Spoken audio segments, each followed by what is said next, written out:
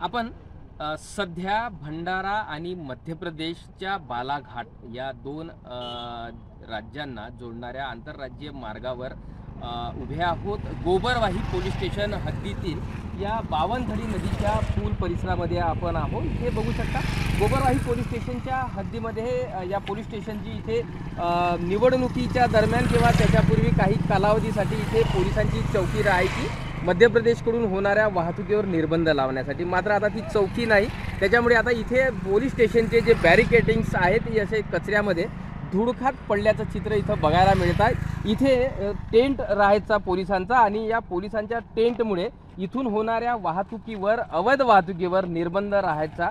मात्र आता मागील काही दिवसांपासून इथली चौकी गायब झाली आणि इथून मोठ्या प्रमाणामध्ये अवैध वाहतूक आहे ती सुरू आहे असल्याचा आरोप आता नागरिकांकडून होत आहे। इथे बघू शकता जड वाहतुकीसाठी हा पूल बंद करण्यात आलेला आहे।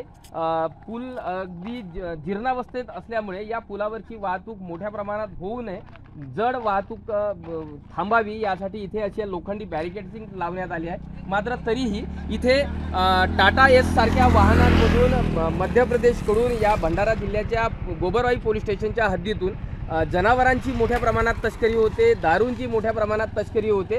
याही पलीकडे इथे मोठ्या प्रमाणात मध्य प्रदेशकडून शस्त्रसाठाही भंडारा जिल्ह्यामध्ये पोहोचत असल्याचा आरोप आता नागरिकांकडून होऊ लागलेला आहे।